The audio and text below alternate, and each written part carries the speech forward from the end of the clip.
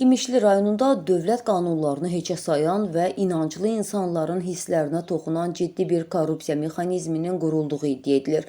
Redaksiyamıza müraciət edən şikayətçinin ittihamları birbaşa rayon rəhbərliyini və yerli məmurları hədəf alıb.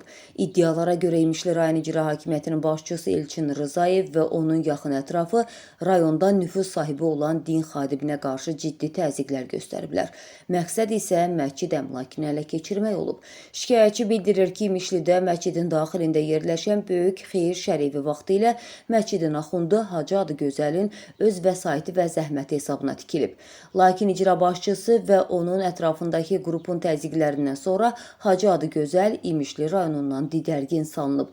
Canını və can təhlükəsizliyini qorumaq istəyən din xadimi isə məcbur qalaraq öz halal əmlakını dəyər dəyməzinə satıb.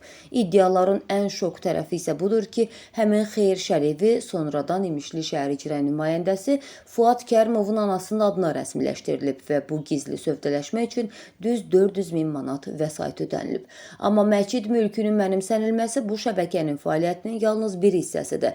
Daxil olan iddialara görə İmişli rayon icra hakimiyyətinin başçısı Bakıda oturan yüksək çinli bir məmurun adından qalxan kimi istifadə edir.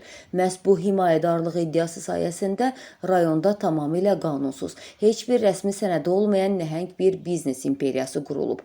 Şikayətçinin sözlərinə görə İmişlinin giriş hissəsində inşa edilən, heç bir rəsmi sənədi və icazəsi olmayan bir mərtəbəli 1000 kvadrat metrli nəhəng ticarət mərkəzi məhz bu qanunsuz mexanizminin bəhrəsidir.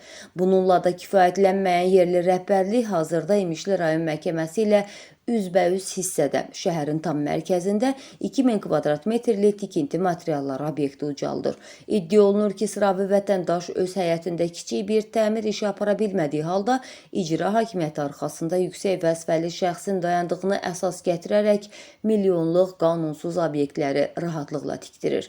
Din xadiminin rayondan didərgin salınması, məscid əmlakının icra nümayəndəsinin anasının adına keçirilməsi və sənədsiz tikililərlə bağlı irəli sürülən bu ittihamlar kifayət qədər ağırdır.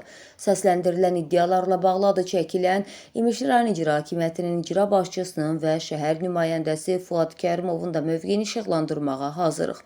Mövzu diqqətimizdədir, araşdırmamız davam edir.